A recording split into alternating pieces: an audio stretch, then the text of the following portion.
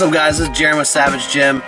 Today I wanted to take a little bit of time and talk to you about a topic that has definitely been on my mind for the last couple of days after some conversations I've had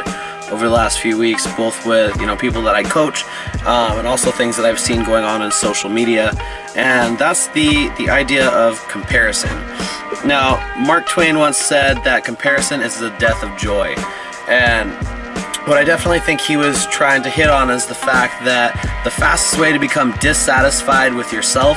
and with your life and the things that you have, the things you've accomplished, the people that are in your life, is to start comparing those to others. Now, where I see this is particularly dangerous is because whenever we start comparing ourselves to others, or our lifts to other people, or our lives to other people, what we start doing is creating this false storyline about what we believe about someone else's life. We make assumptions about what they've accomplished, how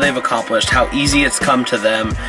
and we use that as an excuse to either become completely dissatisfied with our own life and the things that are in our life and our accomplishments, or we use it as an excuse to create this situation where we make assumptions that whatever they've done has come easier to them, or they've been given some kind of set of circumstances that have made it easier or simpler or faster for them to accomplish something that we haven't done, and it becomes a source of excuses and dissatisfaction. And so,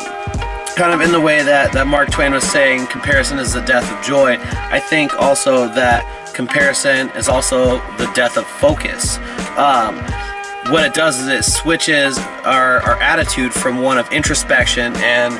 examining our own life and where we can perhaps do better, commit better, work harder, and it switches that focus to expectation.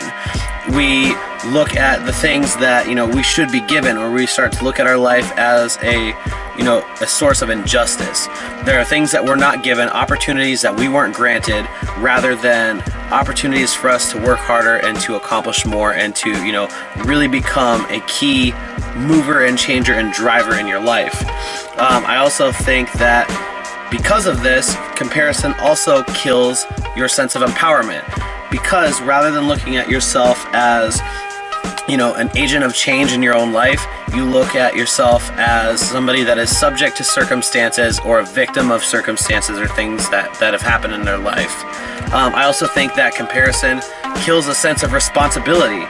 because we make these assumptions about other people's lives or things that they've accomplished. We start to focus more on that dialogue of, this is why that person has that, therefore I'm not responsible for going out and accomplishing it myself. I don't have those same circumstances, I'm a victim of my life, and because of that, it's not my fault if I don't accomplish anything, or it's not my fault if I don't get where I want to be in life, because really it wasn't up to me in the first place. I wasn't given these circumstances. Because of this and these assumptions, that's why I think we lose sight of the joy in the process of growth. I think comparison also kills growth, because if your mentality is that you are a victim, is that everyone else has been given situations or opportunities that you haven't been given, and that's why they've accomplished things, then you're not going to approach your life from the perspective of somebody who guides your life and can change your life. And if that's not the case, then you're not going to embrace the process of growing stronger, because that process sucks. That process is very difficult, and it requires hard work, it requires planning, it requires dedication, and it requires patience. And if you can't embrace those things and find a sense of joy in that process of growing stronger, even in spite of the ups and downs, then you're never going to be truly happy.